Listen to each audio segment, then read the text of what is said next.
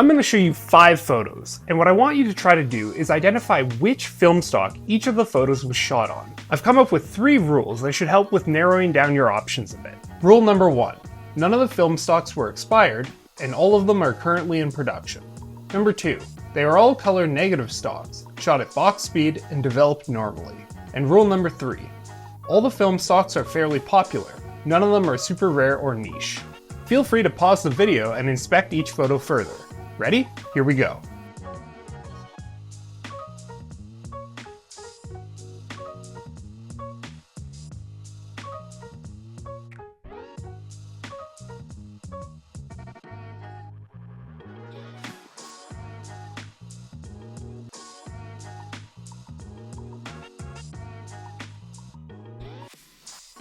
Alright, let me know how you did in the comments below. I have a feeling that the first photo will have gotten quite a few of you, because it's kind of difficult to see the halation on the red car. But anyways, what was the purpose of that little guessing game?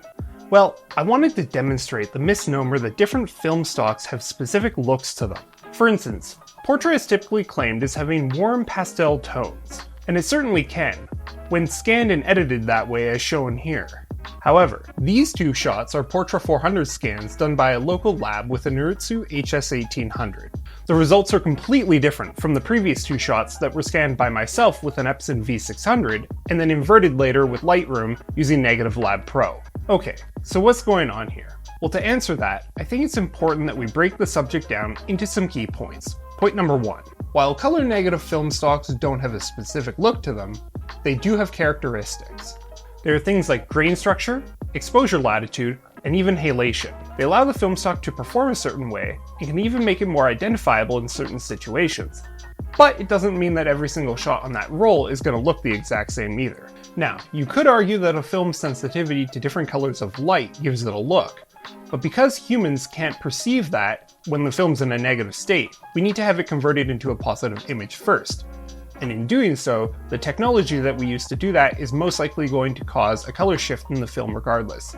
That brings us to point number 2. There are a lot of factors that go into turning a negative into a positive scanned image. These can be any number of things, such as what scanner was used, who was the operator, what monitor was the operator using, what was the lighting like in the room when the operator was doing the scan, or even what software was used to interface with the scanner. And those are just the things that can influence the scanning process itself. Afterwards, you still have to consider how the file is handled.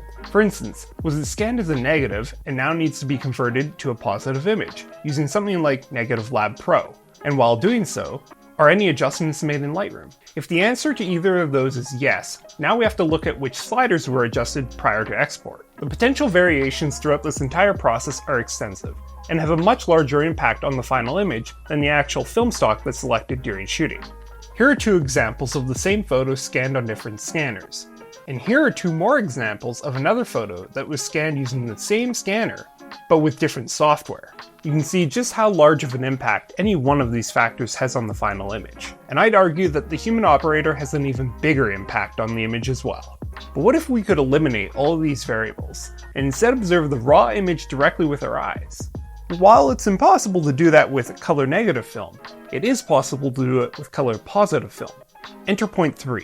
While color negative film doesn't have a look, color positive film certainly does. Color positive film can be projected and viewed as it is, meaning that all the factors in point number 2 don't take place. This means that during projection, you are seeing a 1-to-1 reproduction of what is ingrained directly onto the film. Now that's pretty cool, because that means that you can pick your film stock depending on how you want your final image to come out. So then, what are the benefits and the drawbacks of color positive film and color negative film? Well, color positive film has an absolute look to it, meaning that you can project it onto a wall for viewing with other people. It also has a very fine grain, extremely vivid and true-to-life colors, and it's also more stable for long-term storage, meaning that the negatives, or positives in this instance, won't fade like they will on negative film. There are, however, some drawbacks. First one being, it doesn't have very good exposure latitude, so when you take the photo, you have to make sure that you expose it properly.